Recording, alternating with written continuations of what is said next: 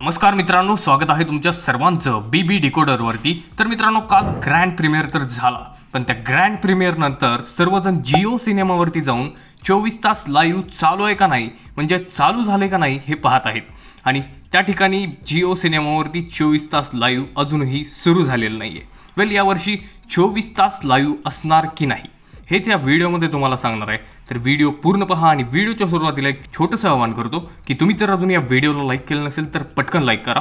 तर मित्रांनो, येऊया टॉपिककडे। तर नेमकं त्या ठिकाणी जिओ सिनेमावरती अजून देखील 24 तास लाईव्ह का दिसत नाहीये। तर मित्रांनो, खरं सांगायचं झालं तर आत्तापर्यंत तर कोणतेही ठोस अपडेट 24 तास लाईव्हच्या रिलेटेड नाहीये। कारण कलर्स मराठीवरती देखील कालच्या एपिसोडमध्ये कुठेच एंडिंगला वगैरे त्यांनी सांगितलं नाही की 24 तास लाईव्ह सुरू झाले किंवा काय। तर मित्रांनो, आत्तापर्यंत तर कोणती 24 तास लाईव्हवरती अपडेट नाहीये, पण आपण आजच्या एपिसोडपर्यंत वाट पाहू शकतो। आजच्या एपिसोड नंतर त्या ठिकाणी शक्यता आहे की 24 तास लाईव्ह दिसू शकेल।